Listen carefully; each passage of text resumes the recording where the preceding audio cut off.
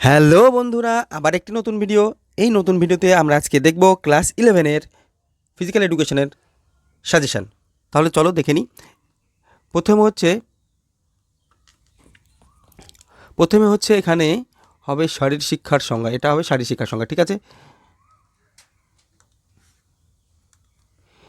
এটা হবে হচ্ছে শারীর শিক্ষার সংজ্ঞা।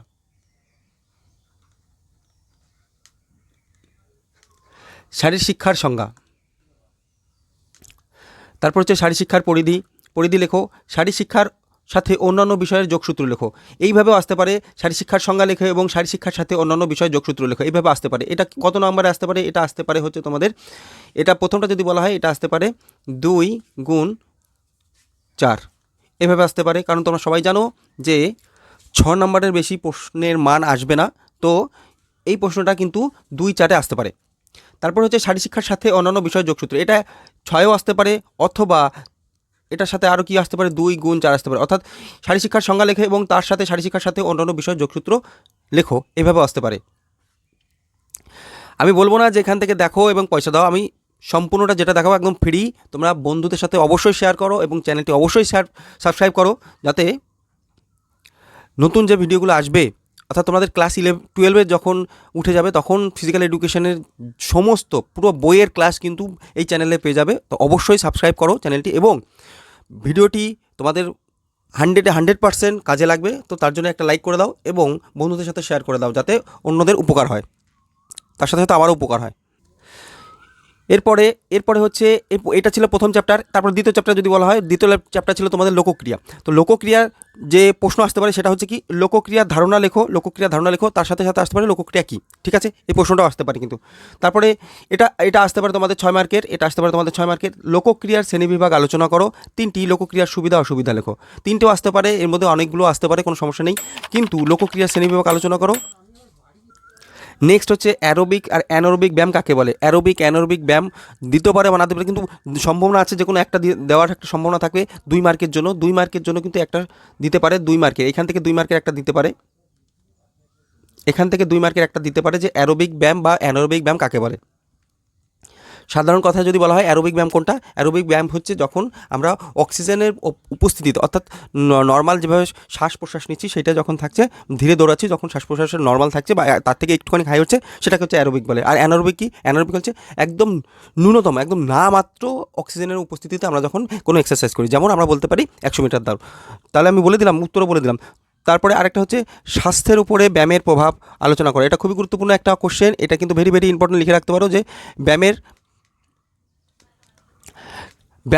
প্রভাবগুলো কী কী পড়ে আমাদের স্বাস্থ্যের উপরে, সেটা কিন্তু একটা গুরুত্বপূর্ণ কোশ্চেন। এখানে কি কোনভাবে আসতে পারে, 2 গুণ 4, অথবা এই একটা কোশ্চেনই শুধুমাত্র 6 মার্কে দিতে পারে, একটা কোশ্চেনই 6 মার্কে দিতে পারে। তারপরে কি, তারপরে হচ্ছে পরে এই চ্যাপ্টারেরই সেম চ্যাপ্টার, স্থিতিজাড্য ও গতিজাড্য কাকে বলে। স্থিতিজাড্য ও গতিজাড্য কাকে বলে। স্থিতিজাড্য গতিজাড্য জানো, এটা হচ্ছে নিউটনের গতিসূত্রের একটা প্রথম যে গতিসূত্র আছে তারই একটা পার্ট। তারপর হচ্ছে নিউটনের প্রথম গতিসূত্রটি, প্রথম গতিসূত্র, দ্বিতীয় গতিসূত্র এবং তৃতীয় গতিসূত্র, তিনটেই খুবই গুরুত্বপূর্ণ। কারণ আমি শুধুমাত্র এখানে একটা ধরে দিয়েছি, একটা বেস ধরে দিয়েছি যে প্রথম গতিসূত্র, কিন্তু তিনটেই গতিসূত্রই আসতে পারে।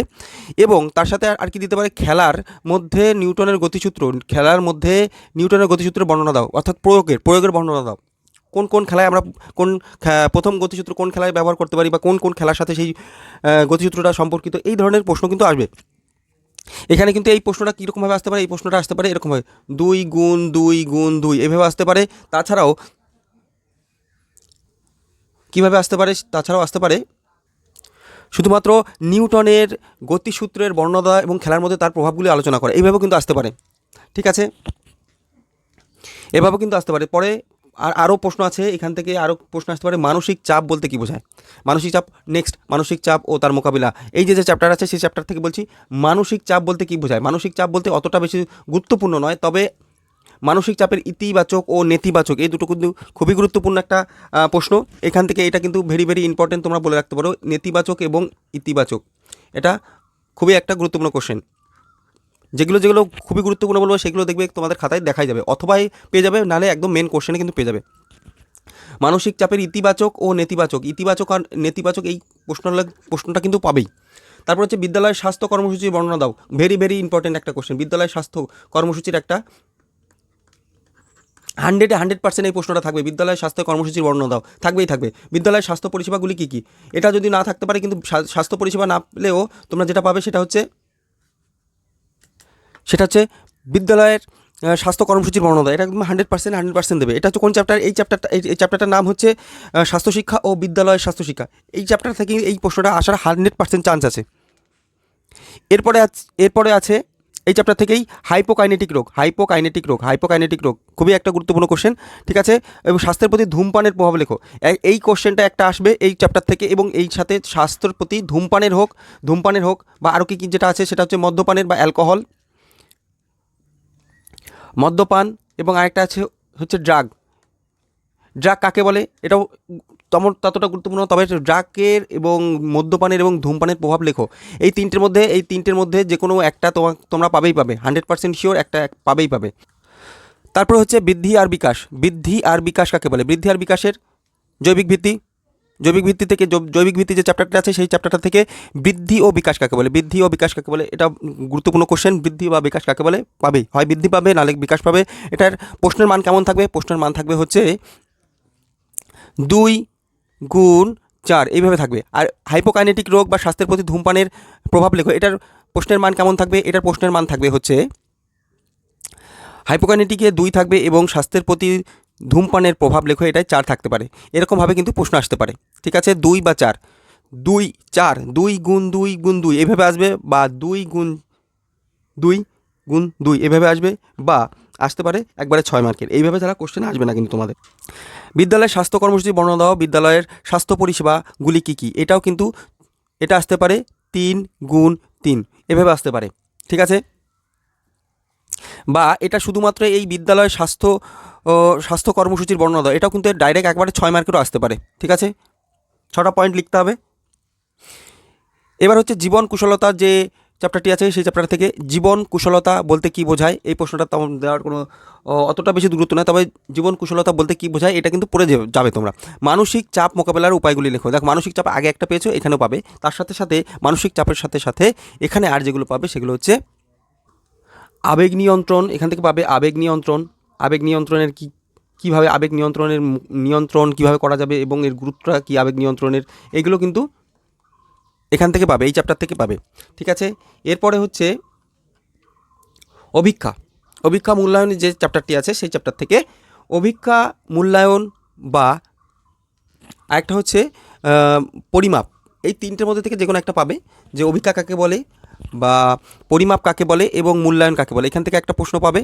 এবং নমনীয়তা পরিমাপের অভিক্ষা বর্ণনা করো, এটাও পাবে।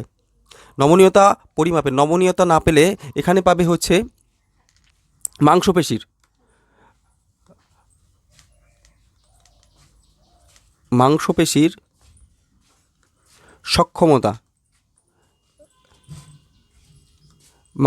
সক্ষমতার পরিমাপের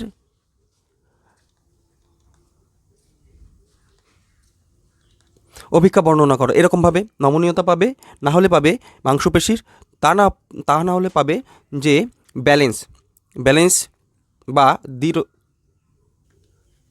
স্থিরতা,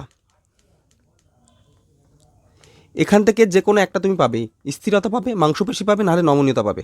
নমনীয়তা আর স্থিরতা এই দুটোর মধ্যে সব থেকে বেশি চান্স যে নমনীয়তা দেবে, তা না হলে দেবে হচ্ছে স্থিরতা, এই দুটোর মধ্যে সব থেকে বেশি চান্স, ঠিক আছে। তারপর হারবার্ট পদক্ষেপ বর্ণনা করো, হারবার্ট পদক্ষেপ টেস্ট, ঠিক আছে। অভিক্ষা এটা খুবই গুরুত্বপূর্ণ। তারপরে হচ্ছে সুস্থতা কাকে বলে ও তার প্রকারভেদগুলি লেখো। সুস্থতা বিভিন্ন ধরনের হয়, যেমন শারীরিক, মানসিক, বিভিন্ন অর্থনৈতিক সমস্ত সুস্থতা কাকে বলে, এবং যে কোনো দুটি সুস্থতার বর্ণনা দাও, যে কোনো দুটি, আমি যেরকম বললাম শারীরিক মানসিক, এগুলোকে বিশ্লেষণ করে লিখতে হবে যে শারীরিক সুস্থতা কেমন হয় এবং মানসিক সুস্থতা কেমন হয়। মানসিক সুস্থতা বলতে কেমন হয়, যে তুমি সমস্ত কিছু সঠিকভাবে ভাবতে পারছো কিনা, পাগলের মতন করে উল্টোপাল্টা বকে যাচ্ছ, এই সমস্ত ভুলভাল কাজ করে যাচ্ছ, এই সমস্তগুলো নয়, সঠিকভাবে যেখানে যেটুকু কথা বলার দরকার তুমি সেইখানে ততটুকুই কথা বলছো, এটাই হচ্ছে মানসিক সুস্থতা। তো এই সমস্ত জিনিসগুলো কিন্তু পরীক্ষায় আসবে, যে দুটি সুস্থতার বর্ণনা দাও। এরপর নেক্সট হচ্ছে নেতৃত্ব কী ও তার প্রকারভেদ লেখো। এটা নেতৃত্ব দান, এটা টিকার মধ্যেও আসতে পারে, এবং এই সুস্থতা এটাও কিন্তু টিকার মধ্যে আসতে পারে। টিকা থাকবে তোমাদের 6 মার্কের, সেই টিকার মধ্যেও কিন্তু আসতে পারে। তারপর হচ্ছে শারীর শিক্ষার কর্মসূচির মাধ্যমে নেতৃত্বদানের ক্ষমতা বিকাশ লিখো। এর একটা গুরুত্বপূর্ণ কোশ্চেন। এই কোশ্চেনগুলো যে কটা কোশ্চেন আমি বলে দিলাম, প্রায় 14 থেকে 15টা কোশ্চেন, এর মধ্যেই থাকবে সমস্ত কোশ্চেন। এর বাইরে থেকে কোনো কোশ্চেন আসবে না, 100% শিওর। তোমাদের বই আমি খুঁজে খুঁজে এই প্রশ্নগুলো আমি বের করেছি, এবং এই প্রশ্নগুলোই আসার 100% চান্স আছে। ঠিক আছে, অবশ্যই চ্যানেলটি সাবস্ক্রাইব করে রাখো। তাছাড়া আমাদের একটা ইউটিউব চ্যানেল বলছি, টেলিগ্রাম চ্যানেল আছে। টেলিগ্রাম চ্যানেলের নাম হচ্ছে পিই অ্যান্ড হেলথ টিপস।